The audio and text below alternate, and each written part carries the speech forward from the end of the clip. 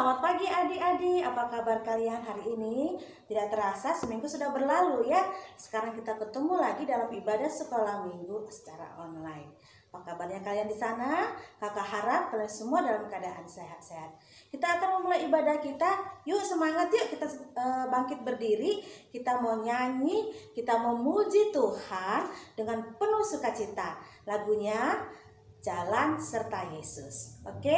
Yuk, semangat ya. Berdiri ya, pakai gerakan.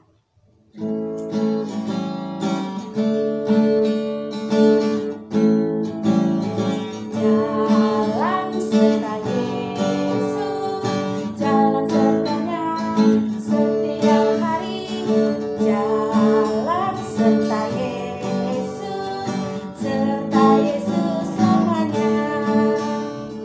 Jalan dalam suka, jalan dalam duka, jalan sertanya setiap hari. Jalan serta Yesus, serta Yesus selamanya. Sekali lagi ya.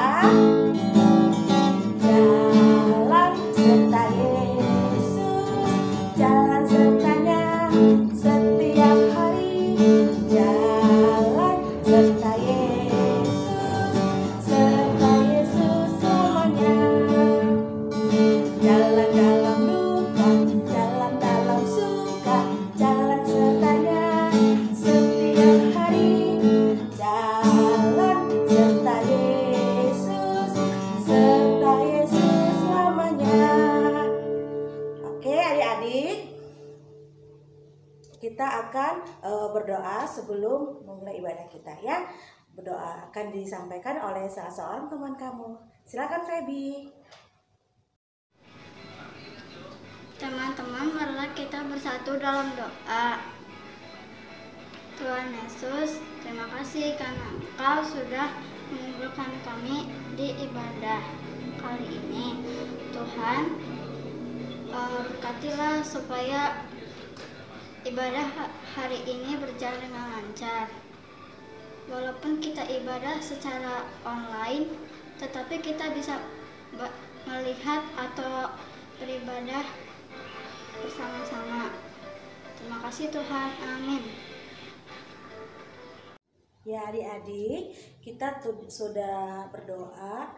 Sebentar lagi kita akan mendengarkan firman Tuhan. Tapi sebelumnya, sebelum kita mendengarkan firman Tuhan, mari kita memuji Tuhan. Lagunya Di Dalam Dunia Ada Dua Jalan ya. Yuk semangat ya. Kalian tetap harus semangat.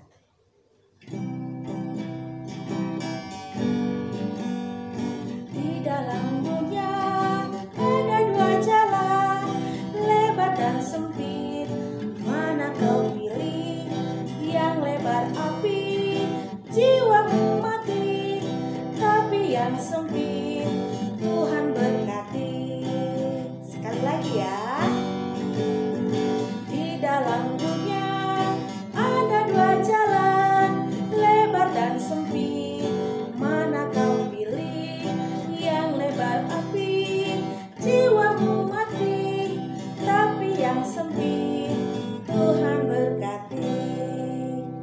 Ya, adik-adik, sebelum kita mendengarkan firman Tuhan, kita akan berdoa dulu yang akan disampaikan oleh teman kalian. Mari kita berdoa. Kita bersatu dalam doa. Tuhan Yesus yang baik, terima kasih atas penyertaan Tuhan, sehingga kami dapat mengikuti sekolah minggu online. Tuhan Yesus, saat ini kami mau mendengarkan firman Tuhan. Berkati kami, buka hati kami, buka telinga kami, agar kami dapat mendengarkan firman-Mu dengan baik. Tuhan Yesus, berkati juga guru-guru sekolah minggu kami yang akan membawakan firman Tuhan. Terima kasih Tuhan Yesus, kami berdoa dan mengucap syukur. Haleluya, amin. Halo, selamat hari Minggu adik-adik. Senang sekali hari ini Kak Kristi boleh hadir untuk menyapa adik-adik di rumah masing-masing.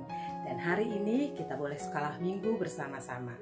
Kiranya adik-adik di rumah juga melakukannya seperti kita sedang mengadakan kebaktian di gereja ya. Jadi tidak main-main di dalam mendengarkan firman Tuhan, tetapi menyimak dan melakukannya di dalam kehidupan sehari-hari. Nah, hari ini kita akan belajar tentang firman Tuhan, masih lanjutan dari kisah minggu lalu. Adik-adik masih ingat kan minggu lalu ceritanya tentang apa?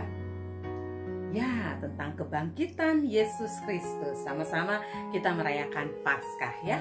Nah, hari ini kelanjutannya adalah kalian tolong buka Matius 28 ayat 11 sampai 15. Nah, kalau dilihat dari judul perikopnya adalah dusta Mahkamah Agama. Adik-adik tolong baca di rumah agar lebih dipahami ya, karena firman Tuhan kebenarannya itu kalian bisa baca di Alkitab. Kak Kristi hanya menyampaikan, menjelaskan bagian-bagian yang kecil saja, tetapi firman Tuhannya itu adalah kalian baca sendiri ya. Lanjutannya, ketika Yesus Kristus mati, waktu sebelum dia bangkit ya, waktu itu para pemuka agama dan juga orang-orang Farisi menghadap kepada Pontius Pilatus. Mereka bilang begini, "Tuan, tolong agar kubur Yesus itu dijaga. Karena menurut kami, Yesus itu adalah seorang penyesat. Penyesat itu artinya mengajarkan ajaran yang tidak benar ya, yang sesat." Nah, waktu itu katanya, waktu Yesus masih hidup, dia sudah berkata bahwa pada hari yang ketiga dia akan bangkit. Terus dilanjutkan lagi oleh orang-orang Farisi ini, mereka bilang bahwa, nah kami takut nanti di hari ketiga itu Yesus itu bukan bangkit, tetapi mayatnya akan dicuri oleh murid-muridnya. Gitu ya. Para pemuka agama, orang-orang Farisi ini begitu takut kalau sampai banyak orang yang semakin percaya kepada Yesus Kristus, apalagi mengikuti ajarannya ya. Akhirnya kubur Tuhan Yesus itu dijaga, bahkan dikatakan oleh para penjaga itu dimeterai, akhirnya ditutup rapat agar orang lain tidak bisa masuk dan mencuri. Nah, tetapi apa kejadiannya? Adik-adik ingat kan, minggu lalu kubur Tuhan Yesus ternyata sudah terbuka. Dan waktu itu Maria Magdalena dan teman-teman yang datang masuk dan melihat betul Yesus tidak ada lagi. Kemudian malaikat Tuhan berkata, "Kamu mencari siapa? Yesus sudah bangkit." Waktu itu ya kejadiannya. Dan akhirnya Maria Magdalena pulang untuk bertemu dengan murid-murid Yesus yang lain. Nah, apa yang terjadi dengan para serdadu yang juga saat itu menjaga kubur Yesus? Mereka kaget, waduh, kubur Yesus betul sudah terbuka dan Yesus tidak ada lagi. Berarti betul, Yesus sudah bangkit. Tetapi mereka ketakutan, karena kalau hal itu disampaikan, pasti para pemuka agama, orang Farisi yang tadinya sudah mewanti-wanti mereka untuk menjaga dan takut kalau sampai betul terjadi Yesus bangkit, mereka tidak akan dipercaya lagi.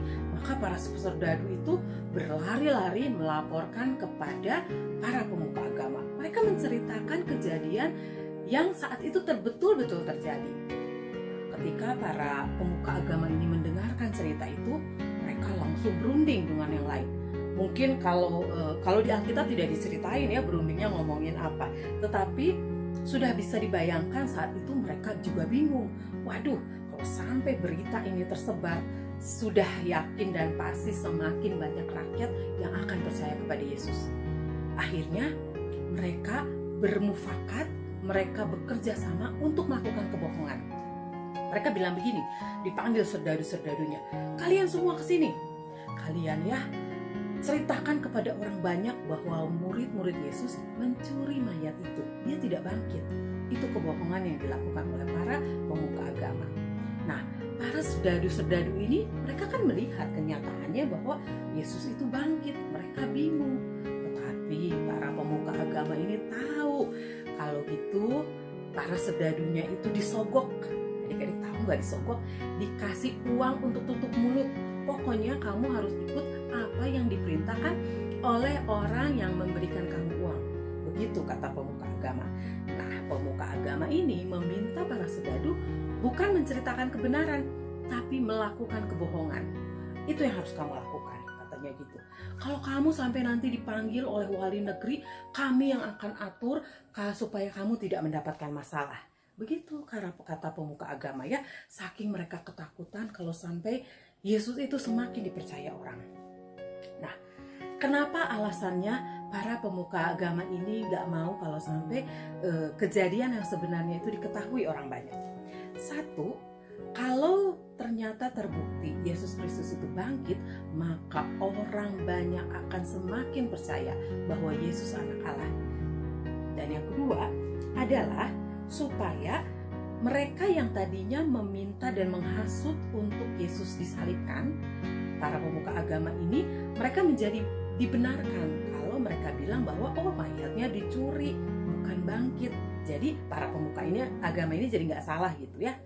Nah, kemudian hal yang ketiga adalah agar Yesus waktu itu tetap dianggap sebagai seorang penjahat, ya, makanya dia layak untuk disalibkan. Waktu itu kan permintaannya seperti itu. Yang disalibkan itu hanya berlaku untuk penjahat, sementara Yesus yang orang benar tetap juga disalibkan. Makanya para pemuka agama ini ingin membuktikan bahwa mereka yang benar, bahwa Yesus yang salah, gitu ya. Padahal faktanya adalah ya, ini Kak Kristi akan ceritakan kepada kalian bahwa karena gini, kebohongan cerita bahwa Yesus itu tidak bangkit tetapi dicuri mayatnya, bahkan sampai sekarang masih banyak juga orang yang menceritakan hal itu. Mereka yang tidak percaya kepada Yesus, mereka akan menceritakan bahwa Yesus itu bukan anak Allah, Yesus itu tidak bangkit, Yesus itu dicuri mayatnya oleh para murid-muridnya. Itu bagi orang-orang yang tidak percaya. Makanya Kak Kristi mau kalian mendengarkan firman dengan baik, bagaimana kita akan melihat fakta, kebenaran ya. Kita akan melihat kebenaran apa sebenarnya yang terjadi. Yang pertama, bukti bahwa Yesus adalah anak Allah. Yang paling dekat aja ya, kalau mujizat-mujizat itu udah banyak terjadi. Kalian bisa lihat ya dari cerita-cerita yang selama ini kalian ikuti. Anggap aja Kak Kristi nggak akan urut satu-satu, tapi Kak Kristi akan memperlihatkan kejadian terdekat. Ketika Yesus masih hidup, dia sudah berkata bahwa dia akan bangkit pada hari yang ketiga. Dan itu fakta pertama terjadi ya. Kalau bukan anak Allah, bisa nggak orang biasa membuktikan dia akan bangkit? Tentu tidak bisa ya. Hal yang kedua, fakta yang kedua, bahwa dia adalah anak Allah. Ketika Yesus mati disalibkan, kalian ingat nggak apa yang terjadi? Gelap gulita, gempa bumi yang sangat dahsyat, dan tabir bait Allah terbelah dua. Aduh, Kak Kristi kalau melihat itu ya, mendengar cerita itu, aduh sangat luar biasa. Apakah ada orang biasa yang akan mengalami hal begitu? Apakah ada orang biasa yang nubuatnya itu sudah diceritakan dari beratus-ratus tahun yang lalu dan terjadi pada saat itu? Nah, dan fakta yang ketiga sebenarnya ini akan kalian dengarkan pada minggu depan. Tapi satu aja yang Kak Kristi akan sedikit buka, bahwa kalau Yesus itu memang sudah mati, tentu dia tidak akan bisa berkeliaran seperti orang yang masih hidup. Tetapi pada cerita berikutnya, kalian akan lebih detail mengetahui bagaimana Yesus menampakkan diri, bukan hanya kepada murid-muridnya, tetapi banyak orang yang bisa melihat. Nah, jadi cerita ini mengajarkan kita apa? Adik-adik, janganlah kita seperti para pemuka agama yang saat itu, karena mereka ingin orang banyak mengikuti perkataan mereka, mereka rela untuk berbohong. Agar kitanya jadi benar, udah kita bohong aja. Begitu ya. Hal yang kedua, bahkan mereka melakukan penyogokan. Waduh, penyogokan apa Kak Kristi? Ya kali dia memberikan uang untuk orang tutup mulut agar orang juga berbohong bersama-sama dengan mereka. Tapi kalau Kak Kristi yakin anak-anak di GKI Gatsu pasti nggak ada yang sampai begitu ya. Dan ini kalian akan ingat terus sampai kalian besar ya. Tidak melakukan sogok, memberikan uang tutup mulut biar orang lain berbohong. Nah, itu tidak baik dan jelas itu kita melakukan dosa ya.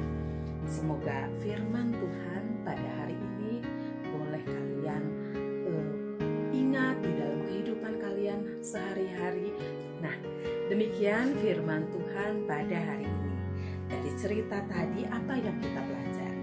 Satu, jangan berbohong, sudah pasti, sudah jelas ya. Tadi kan ceritanya ya, ketika para pemuka agama takut mereka nggak dipercaya lagi, mereka melakukan kebohongan. Dan yang kedua, mereka bahkan menyuruh orang lain juga untuk berbohong agar mereka tetap benar. Yang ketiga, mereka menyogok orang, tutup mulut deh, pokoknya kamu melakukan hal yang saya mau. Tetapi yang dilakukan itu hal yang tidak baik. Semoga firman Tuhan boleh kalian ingat, dan saat kalian bertumbuh semakin besar, kalian ingat bahwa hal berdusta, hal berbohong, hal menyogok untuk melakukan hal yang tidak baik, itu adalah hal yang tidak boleh kita lakukan. Anak-anak sekolah minggu GKI Gatsu pasti belajar hal ini, mengingatnya dan melakukannya di dalam kehidupan sehari-hari. Nah adik-adik, ayat hafalan minggu ini dari Matius 24 ayat 4. Kak Kris akan bacakan bagi kita semua. Jawab Yesus kepada mereka, waspadalah supaya jangan ada orang yang menyesatkan kamu. Karena ayat hafalan ini sangat pendek, jadi video yang akan kalian kirimkan di grup WA adalah kalian akan membuat aktivitas yang mudah sekali, hanya membuat pembatas Alkitab. Di situ kalian tuliskan ya ayat hafalan hari ini untuk kalian bisa ingat dan terlebih harus kalian hafalkan. Demikian firman Tuhan, dan semoga adik-adik tetap sehat bersama keluarga dan tetap semangat menjalani masa belajar walaupun masih secara online ya. Terima kasih, Tuhan Yesus memberkati. Halo adik-adik, hari ini aktivitasnya adalah membuat selipan Alkitab. Caranya sangat mudah. Adik-adik hanya membutuhkan kertas HVS dan ballpoint, bisa juga kertas origami, kertas apapun yang adik-adik punya ya. Kita ambil ya, kertasnya kita potong jadi segi 4, ukurannya yang sama ya, lalu kita buat bentuk segitiga. Setelah ini kita buat segitiga kecil, lebih kecil. Kalau sudah jadi, kita lipat.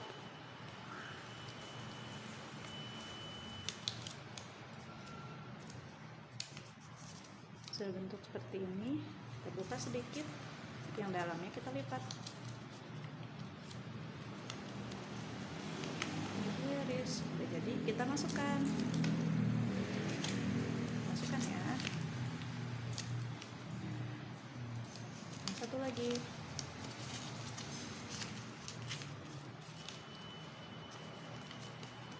Sudah jadi. Lalu adik-adik tulislah ayat hafalannya. Matius 24 ayat 4, bisa seperti ini atau seperti ini. Kalau sudah jadi, nanti kita gunakan di Alkitab kita.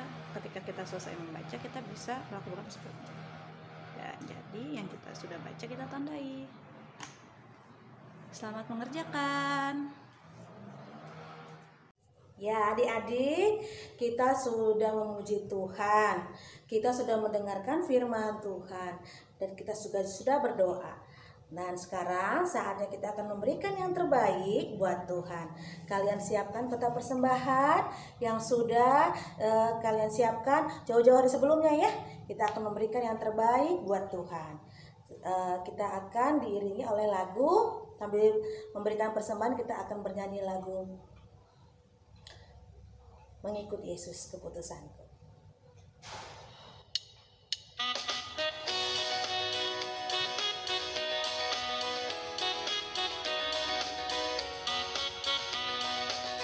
Mengikut Yesus Keputusanku, mengikut Yesus Keputusanku, mengikut Yesus Keputusanku, ku tak ingkar.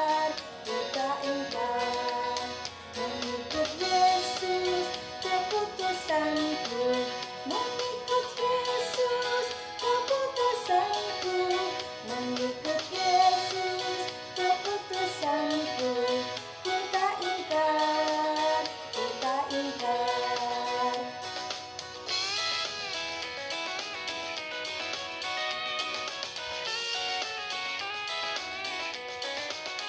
walau sendiri ku ikut Yesus, walau sendiri ku ikut Yesus, walau sendiri ku ikut Yesus, ku tak ingkar, ku tak ingkar. Ku ikut Yesus, walau sendiri ku ikut Yesus, walau sendiri ku ikut Yesus, ku tak ingkar, ku tak ingkar, ku tak ingkar, ku tak ingkar.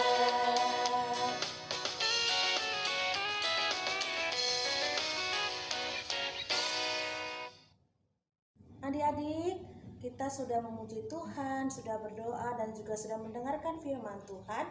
Semoga firman yang telah disampaikan tadi bisa kita semuanya ya melakukannya dalam kehidupan kita sehari-hari. Dan kita juga sudah memberikan persembahan yang terbaik buat Tuhan. Dan oleh sebab itu mari kita berdoa untuk persembahan dan juga kita akan mengakhiri ibadah kita. Mari kita berdoa. Allah Bapa yang Maha Kasih, terima kasih Tuhan untuk ibadah kami pada hari ini. Tuhan telah pimpin dari awal, pertengahan sampai akhir. Biarlah firman yang tadi sudah kami dengar dapat kami lakukan dalam kehidupan kami sehari-hari. Tuhan, terima kasih untuk rezeki yang Tuhan berikan melalui orang tua kami. Kiranya Tuhan berkati dan biarlah persembahan yang sudah kami berikan kepada Tuhan, walaupun tidak seberapa Tuhan, biarlah Tuhan memberkatinya, biar itu menjadi berkat juga buat kami. Terima kasih Tuhan, kami akan mengakhiri ibadah kami pada hari ini dan kami akan beribadah kembali di minggu depan dan kiranya Tuhan tetap menyertai kami. Terima kasih Tuhan, di dalam nama Yesus kami mengucap syukur dan berdoa. Amin. Terima kasih adik-adik, sampai ketemu minggu depan. Tetap semangat dan jaga kesehatan ya. Sampai jumpa.